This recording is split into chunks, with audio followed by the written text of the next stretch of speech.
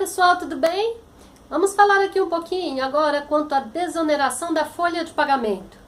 Esta desoneração da folha de pagamento, ela foi criada com o intuito de dar alguns incentivos para algumas empresas, né, para alguns ramos de atividade. Ela foi criada pela Lei 12.546 em 2011, né, pelo o governo Dilma.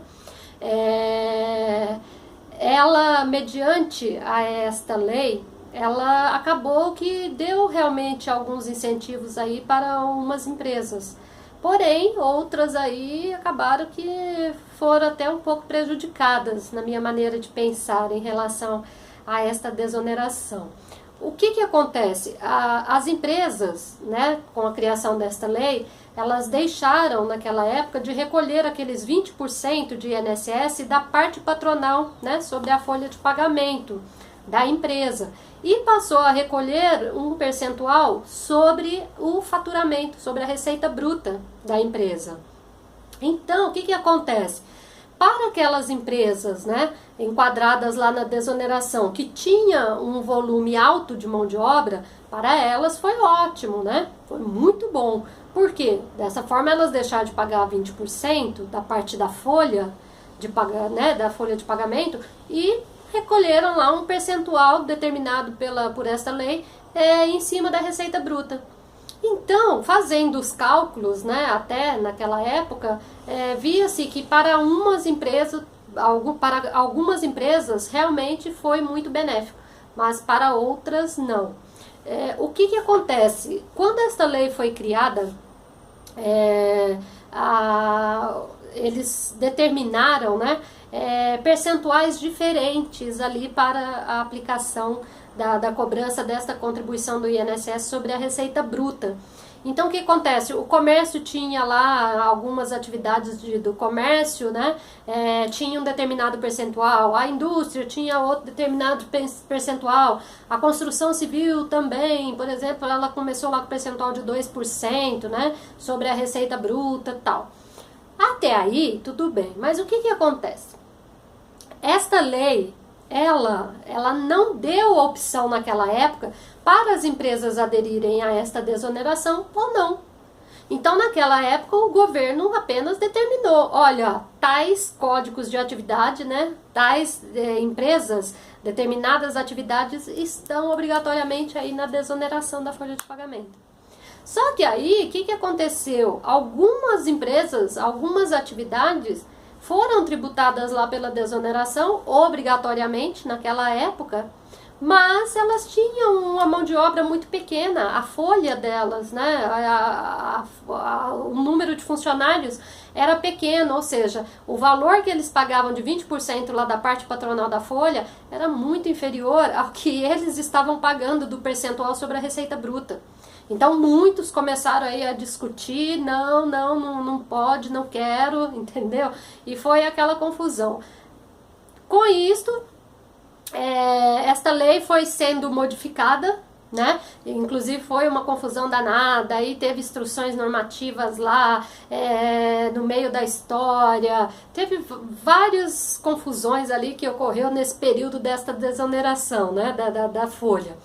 E aí, no caso, por exemplo, da construção civil, o governo, o que ele fez no primeiro momento? Ele enquadrou determinados códigos de atividades, né? Alguns quinais lá da construção civil, outros ficaram de fora. Aí depois veio outra alteração, incluiu mais quinais de outras construtoras, né? De outra construção civil, de outro tipo de atividade da construção civil, principalmente as obras de infraestruturas, né? Aquelas obras que trabalham com muito equipamento e não tem nada de mão de obra, mas não era opcional, elas tinham que entrar querendo ou não, né? E aí o tempo foi passando, né? E elas recolhendo. Por outro lado também, o que aconteceu? Como houve essa mudança, as empresas que sofriam retenção na fonte de INSS sobre as suas faturas de 11%, elas passaram a sofrer uma retenção a menor, no percentual de 3,5%, né? Depois vocês assistam meu vídeo aí sobre as retenções do INSS para vocês entenderem como funciona aí estas retenções, né? Eu estou dando apenas a alíquota, né? Que é o percentual da alíquota, mas tem aí algumas deduções, algumas coisas aí, acaba que a retenção não ocorre efetivamente sobre o valor bruto da fatura, né? Então, dê uma olhada lá, o assunto é outro, é retenção de INSS, aí vocês olham lá depois. Mas aí tudo bem, continuou. E o governo, na realidade, o intuito dele de dar esse benefício era para tentar movimentar a economia, né? Tentar gerar empregos, né? Porque na realidade essa lei ela tinha várias determinações lá, né? Para as empresas, assim se assado, não sei o quê. E foi que, na realidade, naquela época, eu acho que foi um fiasco. O governo perdeu muito dinheiro, muito dinheiro. E aí... E as empresas não movimentaram, na realidade, conforme o que o governo achou que elas iriam, né, crescer, movimentar. Pelo contrário, né, aí veio uma crise tremenda. Mas aí tudo bem. Então, esta desoneração é isso. Quando foi em 2015, eles editaram a lei 13.161 de 2015, e aí eles fizeram modificações nesta desoneração. O que aconteceu a partir daí? As empresas, né, a partir de, deixa eu até confirmar aqui para vocês, a partir de janeiro de 1 de dezembro de 2015, as empresas, a lei foi desse período, né? Então, a partir desta lei, as empresas aí sim passaram a ser opcional a sua adesão nessa sistemática aí da desoneração da folha de pagamento. Então, as empresas que vão escolher, quero aderir, não quero aderir. Obviamente que o governo também, não sendo bobo, o que ele fez? Aumentou significativamente também os percentuais. Então, aquelas empresas que agora optarem por permanecer na desoneração, elas estão pagando um percentual praticamente dobrado do que era na prática anterior, né? Então, a construção civil pagava 2, agora 4, 4,5, né? Então, ou seja, houve aí uma mudança significativa. E agora elas que vão fazer lá o seu planejamento, né? Procura fazer um planejamento sempre no ano anterior para ver se vai ser viável no ano seguinte permanecer, optar ou não por esta desoneração. E as que não optarem, lógico, né?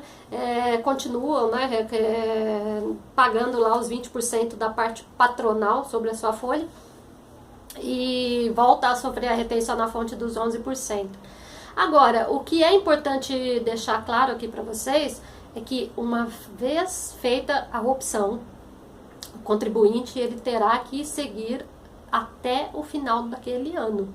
Esta opção ela vai ocorrer no mês de janeiro. Então, o que vai acontecer? No mês de janeiro, as empresas que quiserem optar pela desoneração, em algumas situações, esta opção vai se dar mediante ao pagamento ali, né, da DARF, do percentual aí sobre a receita bruta, né, de acordo com a atividade da empresa, se é indústria, comércio, construção, né, tal. Mentira, construção civil, ela tem uma outra regra de adesão. Pelo que está na lei aí, vocês precisam dar uma olhada, quem for da construção civil, que a adesão ela vai se dar aí por obra, vai envolver cadastro de SEI da obra, né? E aí vai ser irretratável até o término desta obra. Então, assim, vocês precisam dar uma olhada aí nesta sistemática. Mas, então, o que eu queria passar para vocês é isso, em relação à desoneração. E em outro momento, eu vou gravar aí, né, vários vídeos sobre esse assunto. Então vou pegar toda a lei desde o início, vou trazer até agora, passar pelas instruções normativas, pela lei atual, as regras, como está funcionando agora, quais os percentuais para determinado tipo de atividade, quais os percentuais para outras, né? Então aqui neste momento era só fazer aí um resumão do que vem a ser esta desoneração da folha de pagamento. É claro, né, que aquelas empresas que de repente que tem um número muito alto, né, de funcionários, tem um volume alto, a folha, né, muito grande, paga-se assim um valor muito expressivo, que é 20% do valor da parte patronal, né, de INSS. Então talvez valha a pena ela aderir, né?